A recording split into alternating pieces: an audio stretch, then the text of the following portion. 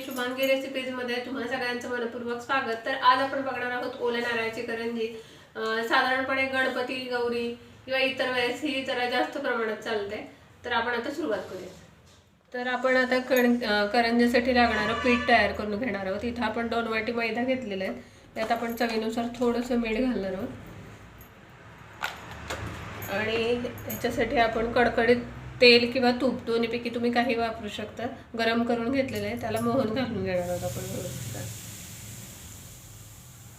हे ओतून घेतलं आपण की साधारण एक 5-10 मिनिटं थोडं नॉर्मल होऊन द्यायचं आहे आणि मग व्यवस्थित मळून घ्यायचं। आणि याच्यासाठी आपण दूध वापरणार आहोत। ह्या करंज्या ओल्या नारळाच्या आहेत आणि दूध वापरल्यामुळे ह्या साधारणपणे 8 ते 10 दिवस व्यवस्थित टिकतात। तर आपण आता तेल घालून घेतल्यानंतर साधारण थोडं नॉर्मल झालं, ह्यात आपण एक मोठ्या आकाराचा 1 चमचा रवा घालून घेणार आहोत। त्याने खुसखुशीत होती करंजी आपली। आणि मग आता हे आपण पीठ असं एकसारखं मळून घेऊयात।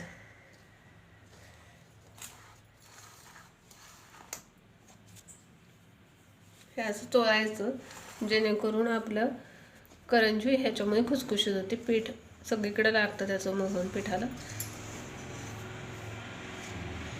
मी आता ह्याला व्यवस्थित मोहन जे आपण घातलं होतं तेलाचं ते व्यवस्थित चोळून घेतलेलं आहे। साधारण पीठ अशी मूठ भरली गेली पाहिजे इथपर्यंत आपण मोहन घालायचं, म्हणजे आपलं करंजी छान खुसखुशीत होते। आणि आता लागेल तसं आपण ह्याला दूध मिक्स करून घेणार आहोत।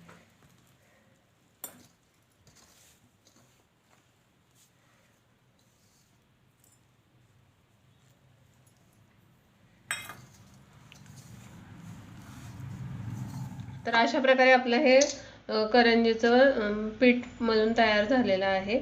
असं साधारण टेक्स्चर करायचं, बोट आपलं असं रोवलं पाहिजे जेणेकरून मग ते व्यवस्थित, म्हणजे जास्ती आपल्याला करताना त्रास होणार नाही, व्यवस्थित होतील करंज्या।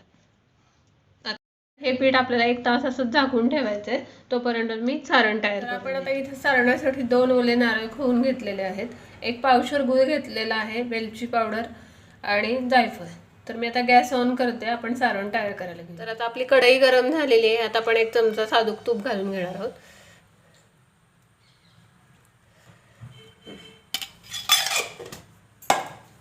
आणि त्याच्यातच आपल्याला हे खवलेला नारळ आणि गूळ घालून घ्यायचं आहे।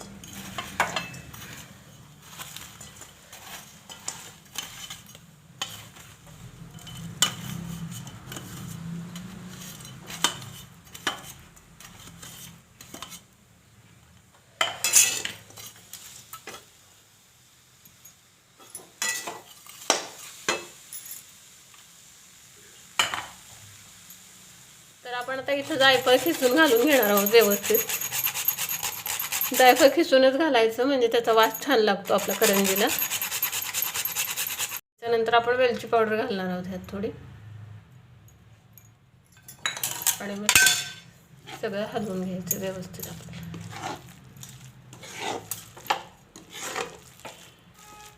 आता हे सारण खाली आपण प्लेटमध्ये काढून घेणार आहोत आणि व्यवस्थित गार झालं की मग आपण करंज्या करायला घेणार आहोत। आपण आता मळून घेतलेल्या पिठाचे असे साधारण एवढ्या साईजचे गोळे तयार करून घेणार आहोत। तर असं आपल्याला हलक्या हाताने व्यवस्थित, जास्ती जाड करायची नाही पारी आणि जास्ती पातळ पण करायची नाही, मीडियम साईजमध्ये करून घ्यायची।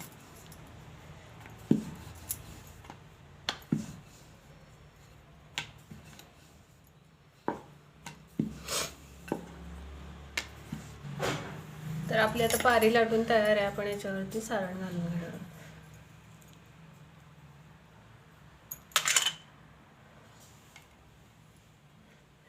सारण व्यवस्थित गच्च भरायचं, म्हणजे करंजी पोकळ राहत नाही आणि खातानाही छान लागतं आपल्याला। आणि आता नंतर हे आपण असं चिरण्याने व्यवस्थित चिरून घेणार आहोत।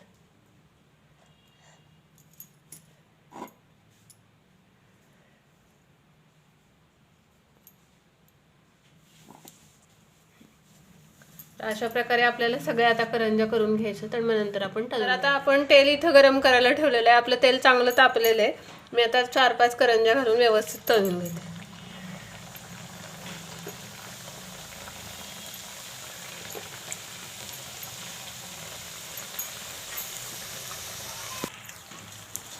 तर अशा प्रकारे याला छान बबल्स आलेले आहेत, अशा तांबूस रंगावरती आपण छान तळून घ्यायच्यात करंज्या, म्हणजे आतमध्ये पीठ कच्चं राहत नाही।